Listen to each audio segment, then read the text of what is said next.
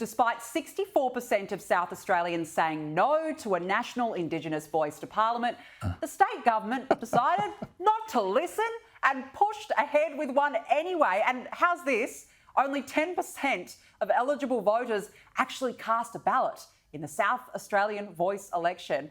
Freya, the government's out there claiming this was a grand success. Do you think 10% voter turnout is a success? I'm not sure by what measure we are measuring this. I think it's pretty clear when the very people that are supposed to be empowered by this voice do not even care enough to come out and vote for it, that it's not actually meeting the real needs in the community. And we as Australians know that. During the referendum, we voted to reject this form of separate development that entrenches division and bureaucracy. So I don't know why the South Australian government has not woken up to this fact and realised this is not the way forward. Yep, exactly. And this is the problem. We voted no to that division, Gary, yet South Australia is just forging its own pathway here.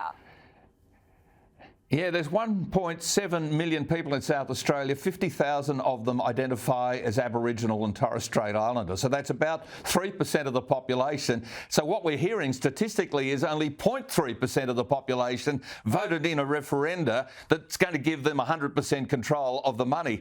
There is something really farcical about this. Danica, there are more people who are left-handed in South Australia than there are Aboriginal or Torres Strait Islander. 1 in 10 people are left-handed. I think we need a voice for them. We really do. I mean, Peter Dutton's left-handed and Tony Abbott's left-handed, so I guess they kind of, get away with the representation. But this is farcical, and it's really, it's bad news. It's virtue signalling at the taxpayer's expense, as usual. Yeah, as usual. We see it over and over again. Now, experts are warning the government that the job seeker system of reporting job applications isn't working because underqualified people are applying for executive jobs just to tick off their requirements and get their welfare payment. It comes after job agencies were forced to return more than $8 million in taxpayer funds due to a surge in faulty claims of placing clients into work or training. Freya, it seems like there's been quite an oversight here. Does there need to be a shake-up of the system?